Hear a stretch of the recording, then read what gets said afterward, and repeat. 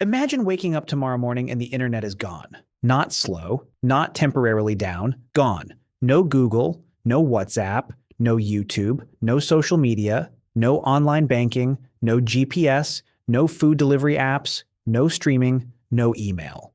For most of us, a normal day would immediately become surprisingly difficult. But for most of human history, this wasn't a disaster. It was just Tuesday. So, what did a completely normal day actually look like before the internet?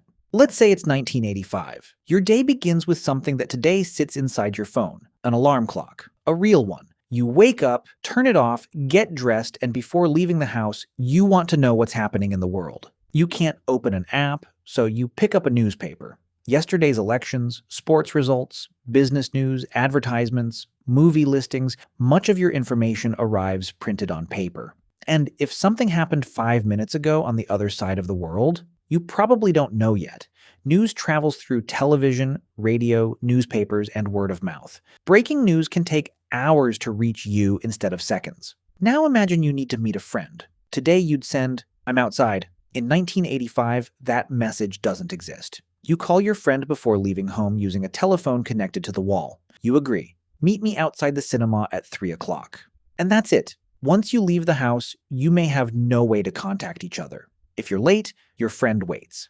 If your friend goes to the wrong entrance, you have a problem. There are no blue ticks, no live location, no "where are you?" People had to make plans and actually remember them. Now you need to drive somewhere you've never been. You can't type an address into Google Maps.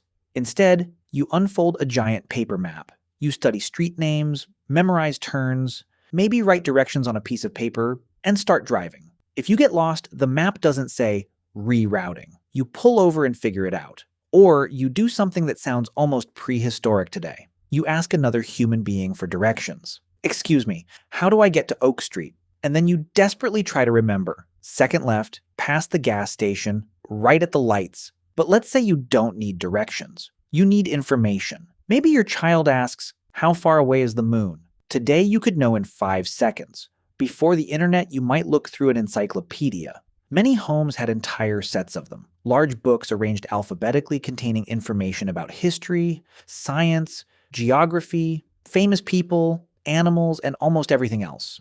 If the answer wasn't there, you went to the library. And here's something strange. You couldn't search every book instantly. You might use a card catalog or ask a librarian to help you locate the right book. Research meant physically finding information. School assignments could require hours at the library because there was no Wikipedia waiting in your pocket.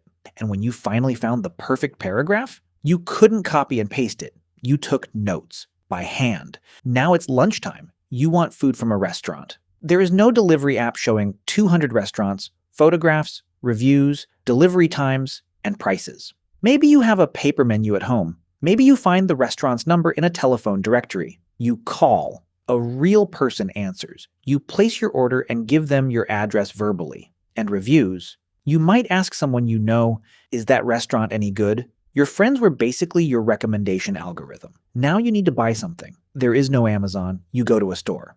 If the store doesn't have what you want, you try another store. If you want something unusual, you might search catalogs, call businesses, or simply accept that you can't get it today. And comparing prices meant physically checking different places, reading advertisements, or making phone calls. Convenience required effort. Then comes banking. You can't check your balance while sitting on the couch.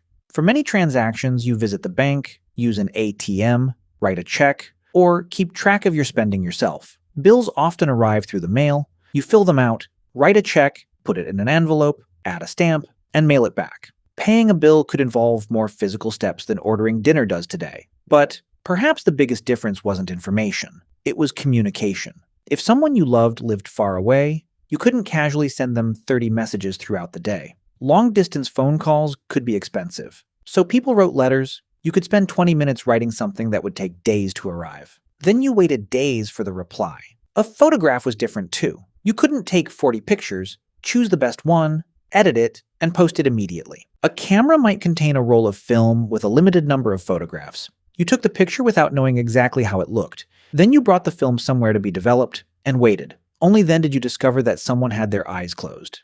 Now evening arrives. You're bored. This is where life before the internet becomes especially strange. You can't scroll. There is no infinite feed designed to ensure that the next piece of entertainment is always one thumb movement away. You might read, listen to the radio, play cards, visit someone, go outside, work on a hobby, talk to your family, or simply be bored. And boredom mattered, because when entertainment wasn't permanently available, people had to create more of it themselves. If you wanted to watch a movie at home, your choices were limited. Television followed a schedule. If your favorite show aired at 8 o'clock, you watched it at 8 o'clock. Miss it, you couldn't simply open the episode whenever you wanted. Later, VHS tapes gave people more control, and video rental stores became part of normal life. You could walk through rows of movie boxes, choose one, take it home, watch it, and remember to return it. Music worked similarly. You bought records, cassettes, or later CDs. You couldn't carry almost every song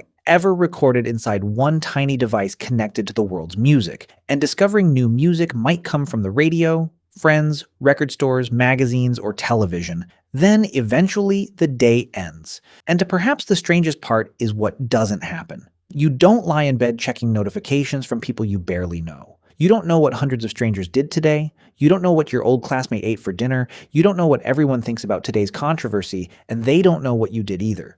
Your life is dramatically less connected, but it's also more private. Of course, life before the internet wasn't automatically better. Finding information was slower. Communication was harder. Getting lost was easier. Shopping offered fewer choices. Emergencies could be more frightening when people were difficult to reach. The internet removed enormous amounts of friction from everyday life. Things that once required driving across town, waiting in line, making phone calls, searching through books, or waiting several days can now happen in seconds. But that's exactly what makes life before it so fascinating. People weren't sitting around thinking, how can we possibly survive without Wi-Fi? They had systems built around the world they lived in.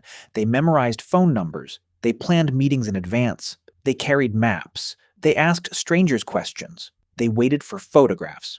They waited for letters. They waited for television shows. They waited for information. And sometimes, they simply waited. Today, almost every empty moment can instantly be filled. Standing in line? Phone. Waiting for a friend? Phone. Eating alone? Phone.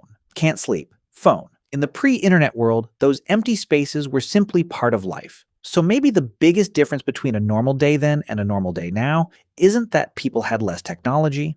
It's that life contained more waiting, more planning, more uncertainty, and far fewer instant answers. Today, if you don't know something, you search for it. If you're lost, your phone guides you. If you're bored, entertainment appears instantly. If you miss someone, you can see their face from thousands of miles away. All of that would have seemed almost impossible to an ordinary person living just a few decades ago. And yet they woke up, went to work, met friends, fell in love, traveled, learned, shopped, watched movies, listened to music, and lived perfectly normal lives. They just did it without ever asking for the Wi-Fi password.